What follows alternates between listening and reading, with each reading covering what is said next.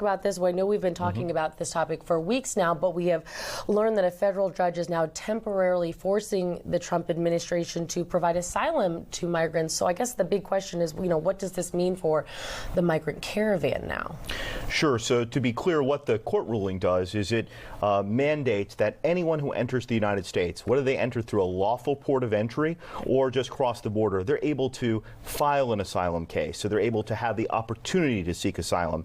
The Trump administration had previously said that only those who entered through a port of entry could get asylum, and this allows anyone within the United States to apply for asylum. Would you consider this at this point a victory for those trying to cross? Well, it's only a temporary restraining order at this point, so it is a temporary victory. We'll see where it goes from here, but it is an important step because right now at ports of entry, the wait times can be weeks or even months to be able to obtain an opportunity to seek asylum.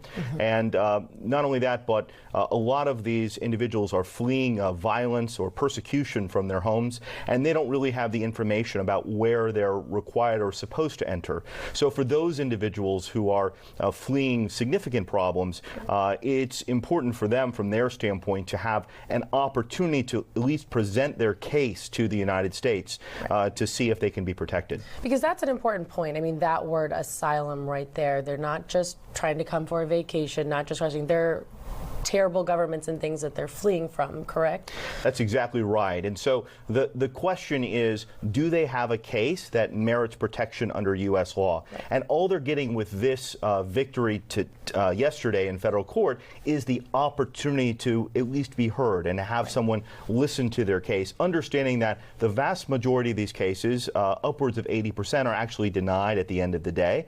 But at least the ones that have a valid case, that have truly suffered from persecution, have that opportunity. Right. Now, this judge's order, it remains in effect until December 19th, but what is the next legal battle that comes after that? I know it doesn't just stop there.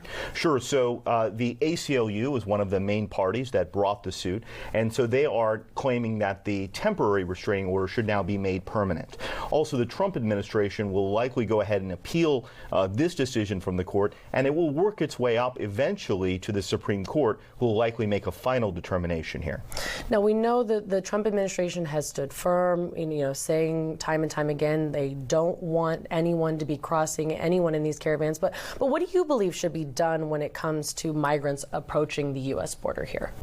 Yeah, so I think that the key is really for the law to be followed. And the law on this is very clear, and that's what the federal judge found, was that anyone who presents themselves to the United States has an opportunity to get their day in court and to see whether or not a determination is made that they, in fact, would suffer from persecution on account of their race, their religion, their particular social group that they're a member of. And that's what should happen, is the law should be followed. And that's what the judge did. He said, look, I'm not saying that these people get asylum automatically. All I'm saying is they should get their day in court. Right. So what happens then if someone crosses over today? So if someone crosses over into the United States, generally the vast majority of these individuals are met by a Customs and Border Protection agent, who will then take them and process them. And so right now there's a decision made whether they're going to be detained, and most of them are, and then they eventually get to see an immigration judge to decide their case. And how long does this take? So the process of a court process for asylum can take as long as a year and a half, 2 years, sometimes even longer. The courts right now are significantly backlogged. So it is a problem in terms of when they can eventually get their day in court. And we know it's a hot topic. A lot of people are talking about it. Would you just, tell people, keep an open mind and really look into the law as our guide here?